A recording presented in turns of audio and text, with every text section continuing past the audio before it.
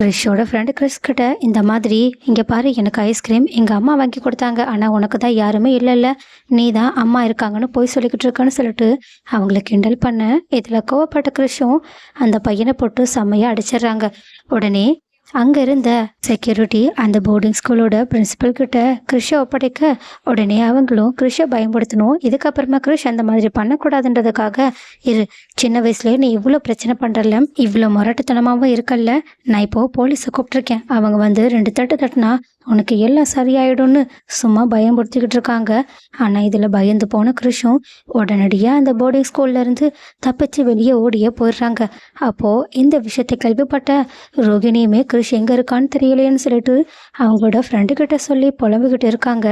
ஆனால் இன்னொரு பக்கமும் ரோட்டில் ஓடி போகும்போது வார்டன் துரத்ததுனால எப்படியாவது தப்பிக்கணும்னு சொல்லிட்டு தெரியாதனமாக முன்னாடி இருந்த ஒரு காரோட டிக்கிக்குள்ளே கிறிஷ் உள்ளே போயிட்டு பூட்டிக்கிறாங்க.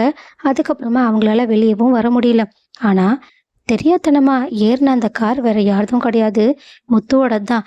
முத்துவுக்குமே இந்த விஷயம் தெரிய வந்துடுது. அதனால அவங்களுமே கிறிஷ் எங்கே தான் போயிருப்பான்னு தெரியலையேன்னு சொல்லிட்டு ரோகிணி கிட்ட பேசிக்கிட்டு இருக்காங்க.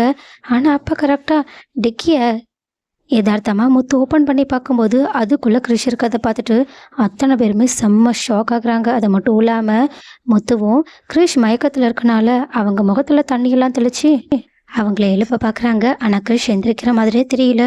ஸோ கைஸ், கிறிஷுக்கு என்னதாச்சு, அவங்க சீக்கிரமாக எந்திரிப்பாங்களா? அது மட்டும் இல்லாமல் கிறிஷோட உடம்பு சரியாயிடுச்சுன்னா கண்டிப்பாக முத்து கிறிஷோட அம்மா யாருன்றத தேடுறதுல மும்முரமாக ஆக தான் போகிறாங்க.